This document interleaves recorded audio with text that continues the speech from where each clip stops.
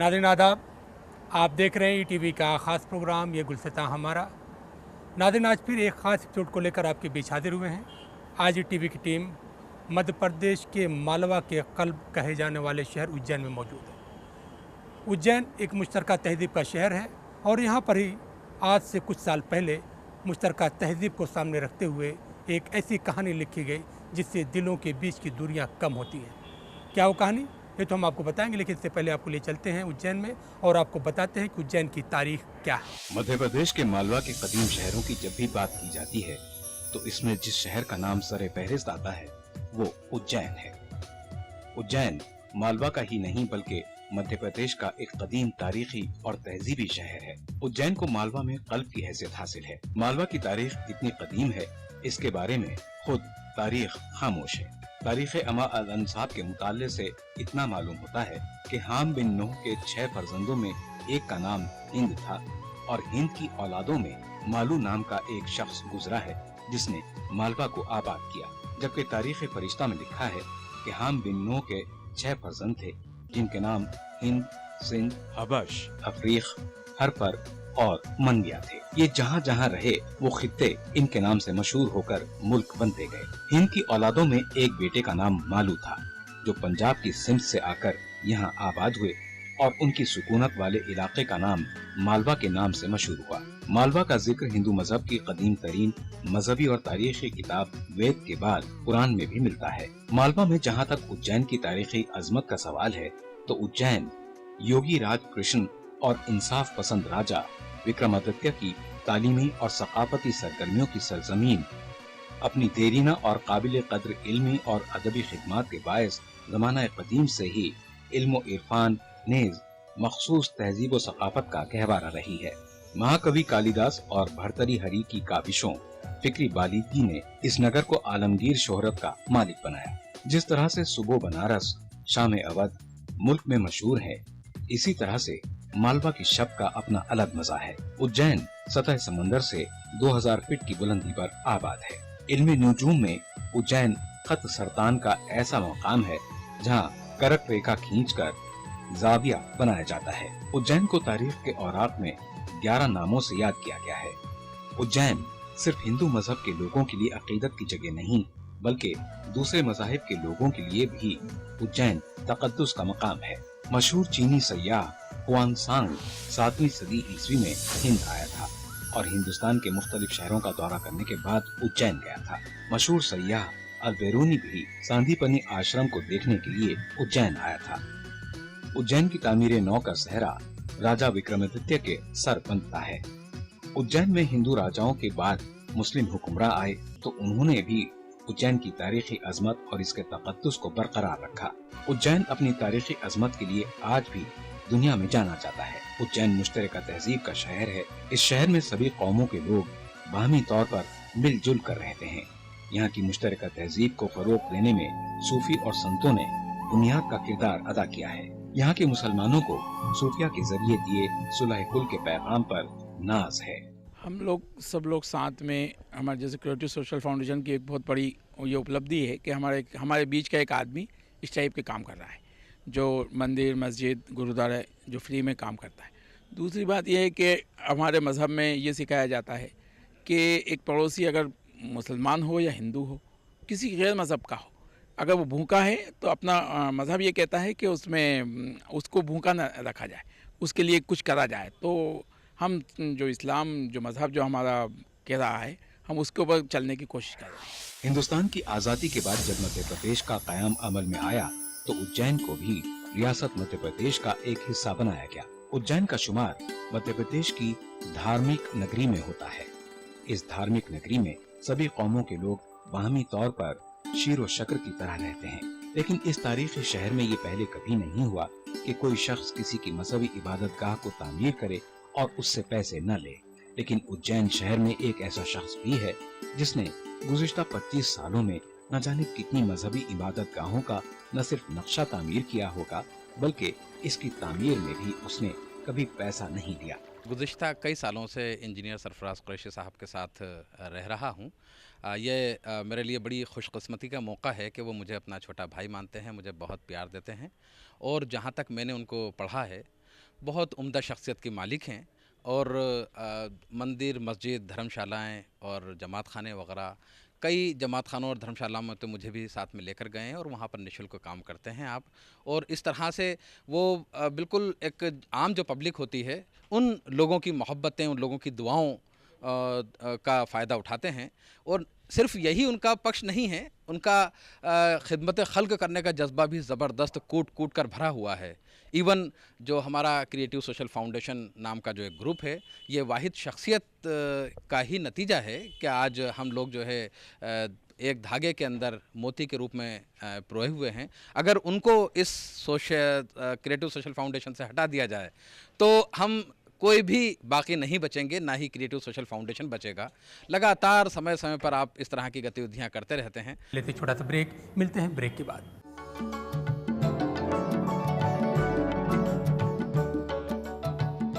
नाज़रीन, इस वक्त ईटीवी की टीम उज्जैन के दताना में मौजूद है और जिस मस्जिद में हम मौजूद है, इस मस्जिद की तामीर सरफराज कुरैशी के ज़रिए की गई। ये नहीं, उन्होंने मस्जिद के साथ साथ मंदिर, गुरुद्वारे और चर्च भी तामीर किए, लेकिन ख़ास बात यह है कि सरफराज ने किसी की तामीर में कोई पैसा नहीं लिया। मौजूदा दौर को मादा परस्ती का दौर कहा जाता है।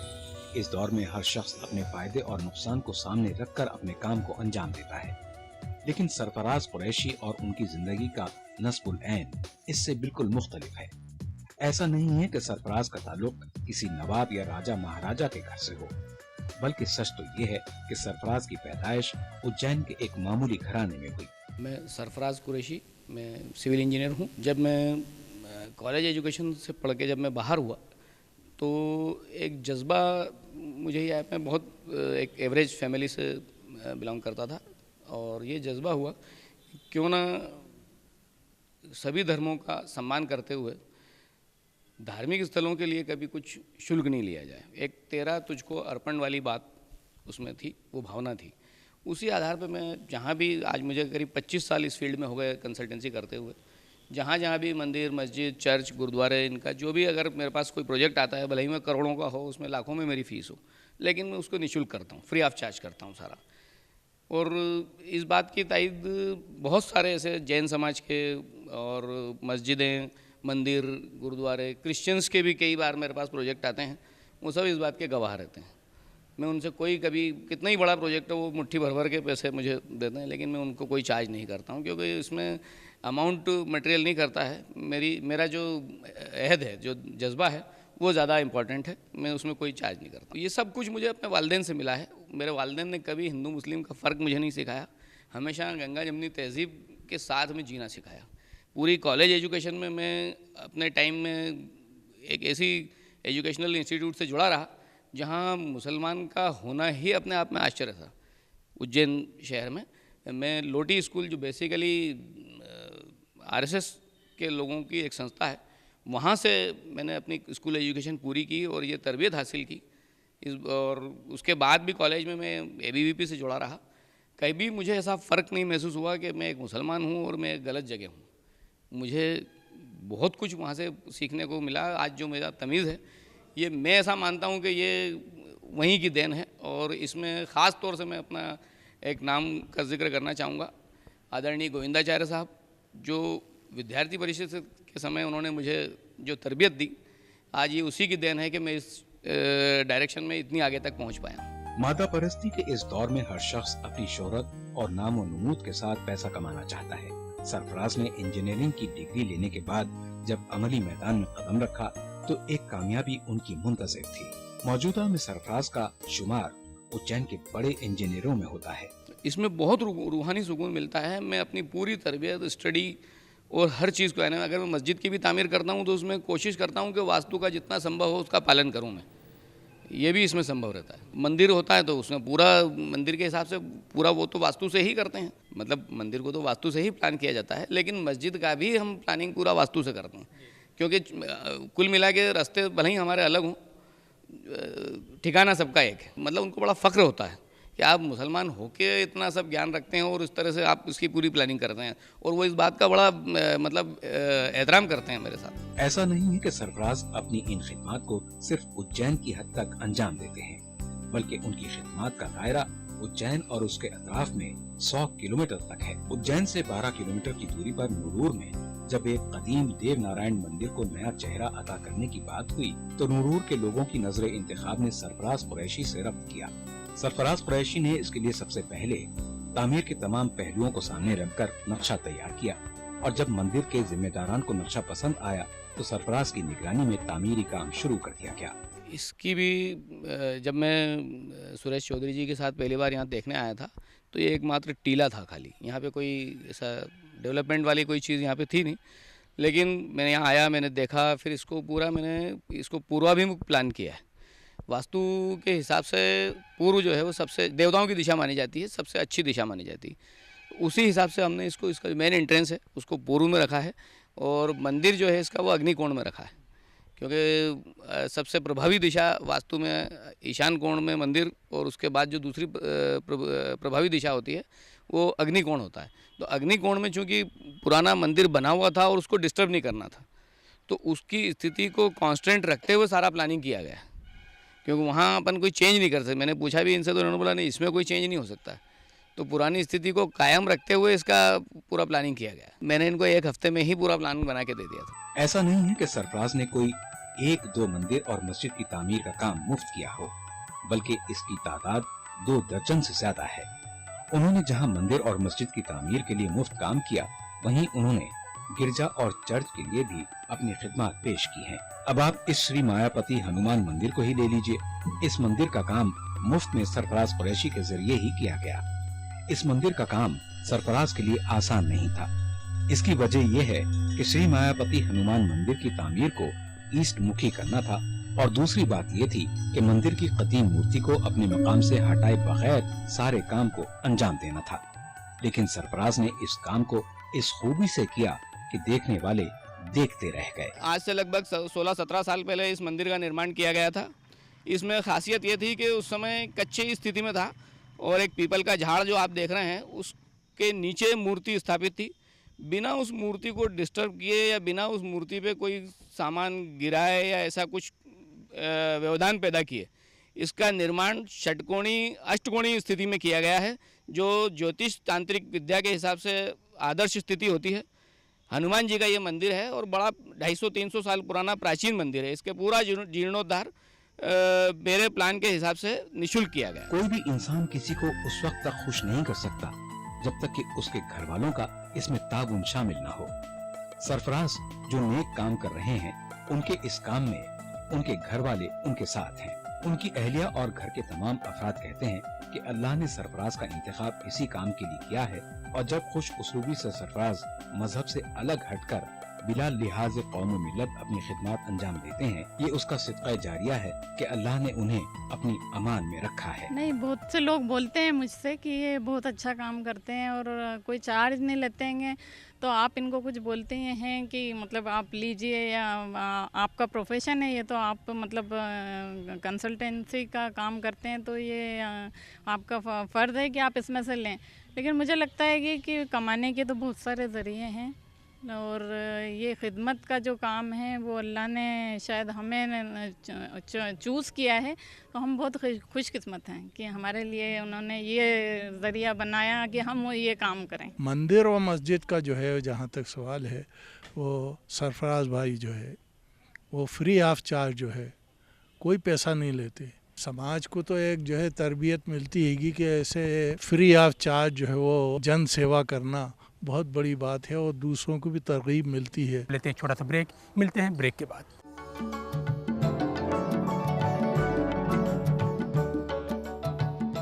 नाज़रीन, ब्रेक के बाद एक बार फिर आप सबका खैर मकदम और आप देख रहे हैं टीवी का ख़ास प्रोग्राम ये गुलसिता हमारा। नाज़रीन, इस वक्त हम मौजूद हैं नरवर के देव नारायण मंदिर पर। हमारे पीछे जिस मंदिर को देख रहे हैं ये सदियों पुराना है और इसको एक नया रूप देने की कोशिश की जा रही है। और इसमें ख़ास बात यह है कि मंदिर जो हमारे हिंदू भाइयों की इबादतगाह है उसमें जो पेश काम कर रहे हैं वो सरफराज कुरैशी, किस तरह का एक कौमी यकजहती का नज़ारा देखने को मिलता है, आइए डालते हैं एक नज़र। ये भगवान देव नारायण का मंदिर है। आज से आदिकाल में करीबन 500-700 साल पुराना मंदिर है। ये भगवान देव नारायण राजस्थान के भीलवाड़ा ज़िले में वहाँ पे इनका जन्म था। जैसे बढ़ते गए ये मालवा की तरफ, देवास होके उज्जैन होके इंदौर पहुँचे जहाँ जहाँ रुके ये इतिहास बताता है कि वहाँ उनका स्थान है। ये भगवान देवना मंदिर गायरी गुजर समाज के मुख्य रूप से उनके यहाँ जन्म लिया था।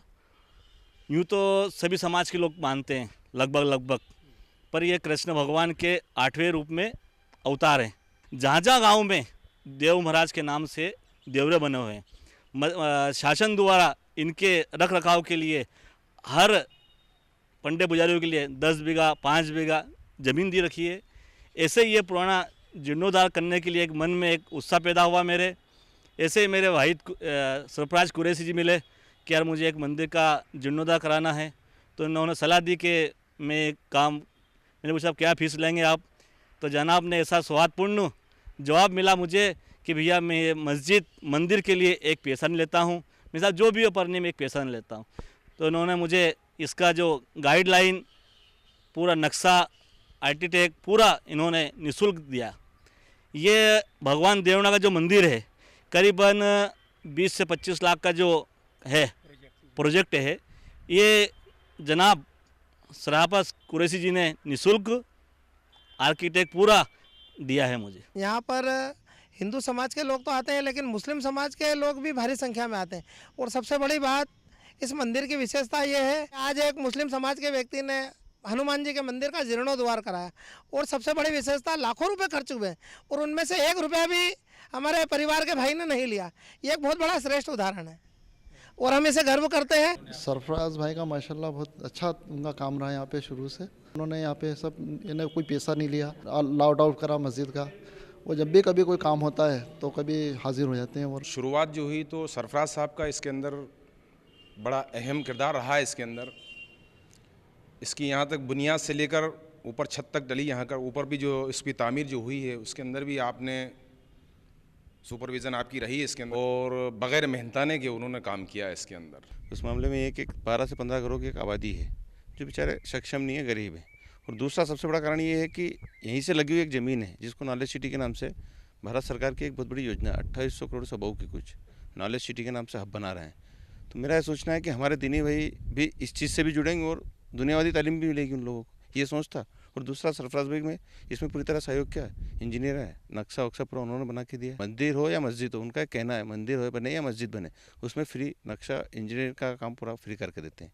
2 विजिट हो 10 विजिट जितनी बजे बुलाओ आएंगे, देखेंगे, बताएंगे क्या करना क्या नहीं करना। बहुत अच्छा रहेगा। ये सरफराज कुरैशी जी हैं जो इनने सब दूर जो देख के और ये जो काम इनने दिल में जो सोचा और जो दिल में सोच के जो कर रहे हैं, बड़ा अच्छा लगा इसका भी कि ये काम सब दूर जैसे मंदिर है, मस्जिद है, ये देख के और इनने इस काम को जो बढ़ावा दिया तो अच्छा लगा। ये भी बड़ी खुशी और एक दिल को बहुत ही ज़्यादा खुशी का एहसास होता है, क्योंकि जब हमारे बीच का ही आदमी, मतलब इस शहर के अंदर बहुत उर्दू के तहज़ीब का शहर है, ये गंगा जमनी के नाम से इसको शहर को पहचाना जाता है। यहाँ हमारे हिंदू भाई भी और मुस्लिम हम लोग बिल्कुल हर त्यौहार साथ मिल के मनाते हैं। उसी के बीच में एक मेरे बड़े भाई इंजीनियर सरफराज कुरैशी जो कि पिछले 25 सालों से मंदिर और मस्जिद का निर्माण करते हैं, चाहे उनको आप आधी रात को बुलाएं, कभी भी बुलाएं, कहीं भी बुलाएं, वो सदैव तैयार रहते हैं। ये हमारे लिए बहुत फ़ख्र की और बड़ी बात है। मैं ख़ास तौर से ये उज्जैन के नौजवान जितने भी हमारे हैं, जो क्रिएटिव जो इन्होंने तंजीम बना रखी है, इसकी मार्फत इस टाइप से बहुत काम कर रहे हैं, काफ़ी अरसे से कर रहे हैं। जैसे कुंवारी बच्चियों की शादियों के लिए, बच्चों की शादियों के लिए अपना जेब का खर्चा करके एक बड़ा जलसा रखते हैं और सालों से कर रहे हैं,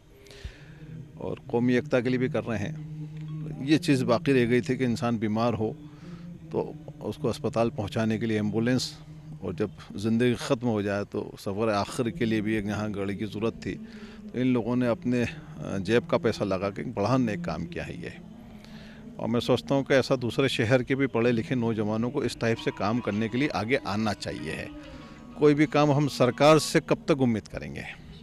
सरकार के भी अपने मसले हैं, उनके भी अपनी हदें हैं, पर बहुत सारे काम ऐसे हैं जो सामाजिक जुड़े हुए हैं और लोगों को आगे आके इस टाइप से काम करना चाहिए। मैं लोगों को अपनी तरफ से बहुत मुबारकबाद देता हूँ। रमज़ान के थोड़े से 5-7 दिन पहले मेरे दोस्त शकीब साहब के बहनोई साहब का इंतकाल हुआ। उज्जैन में आदर्श नगर एक जगह है वहाँ पे, और वहाँ से रात को 8 बजे हमें लेके और मौलाना मौज तक जाना था। लगभग 8 किलोमीटर का सफ़र था।